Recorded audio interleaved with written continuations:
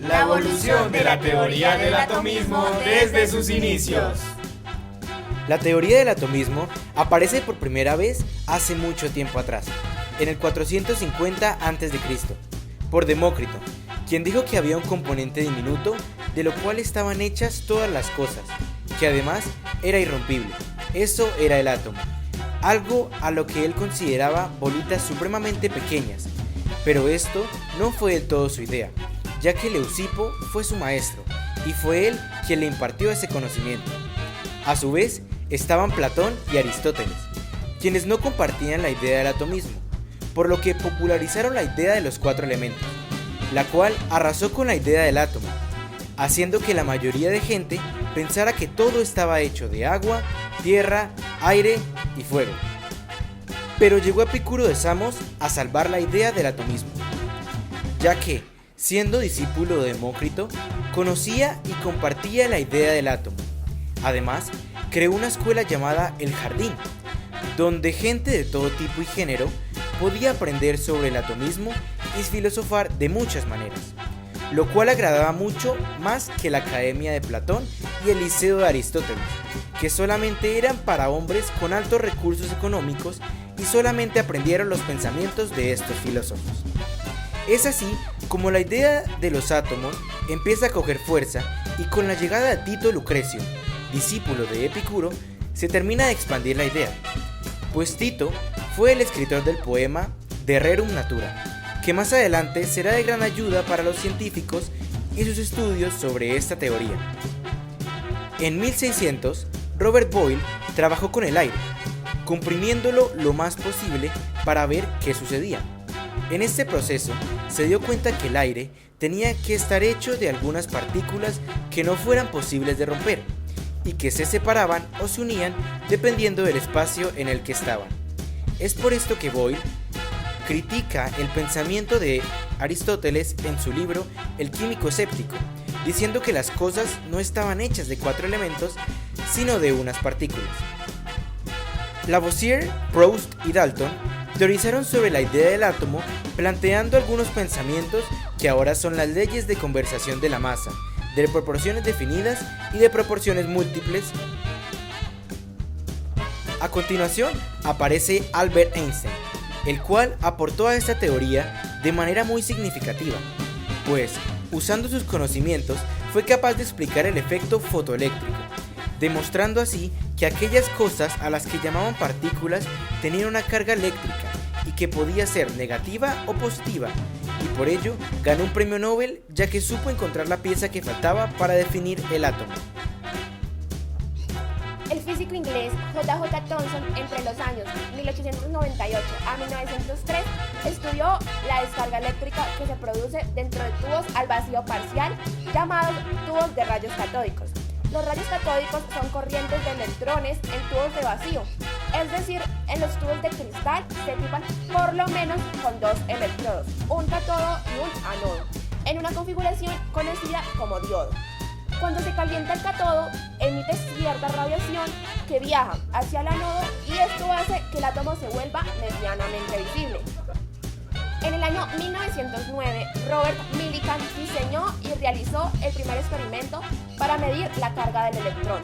Hasta entonces, los electrones solo se habían podido ser observados en forma de rayos catódicos, pero con ello solo se podía determinar la relación entre su carga y su masa. En su experimento, Millikan medía la fuerza eléctrica sobre una pequeña gota cargada debido a un campo eléctrico creado entre 2 electrodos cuando la gota se encontraba en el campo gravitatorio. Rutherford intentó entender el fenómeno de la radioactividad, descubierto por Becquerel y descrito por Marie y Pierre Curie, hasta que por fin consiguió demostrar que los átomos se desintegran en contacto con átomos o materia radioactiva, de modo que los átomos de un elemento radioactivo se transforman en otro elemento. Rutherford identificó los 3 tipos principales de radioactividad: rayos alfa, rayos beta y rayos gamma. Vio cómo aparecieron átomos estables de plomo en medio de un mineral radioactivo de uranio. No había manera de saber cuándo se iba a transformar un átomo en concreto, pero Rutherford se fijó en que cualquier muestra de un mismo elemento radioactivo tardaba exactamente el mismo tiempo en quedar reducido a la mitad. Ese tiempo, llamado semivida, convirtió a los elementos radioactivos en perfectos cronómetros. Rutherford usó la radioactividad para explorar el interior de los átomos. Disparó rayos alfa contra una finísima lámina de oro y observó atónito cómo algunas de las partículas alfa rebotaban hacia atrás.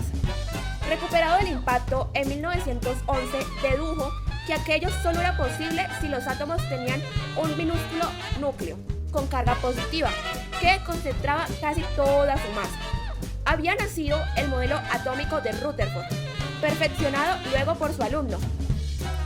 Bohr hizo la representación, esa imagen tan familiar del átomo, con los electrones girando alrededor de ese núcleo.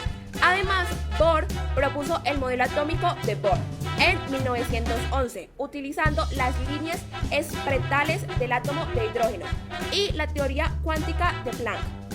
A la luz de esta información, los postulados de Bohr se pueden resumir de la siguiente manera. Los electrones de un átomo se mueven en órbitas a cierta distancia del núcleo. Cada estado establece y tiene una energía constante.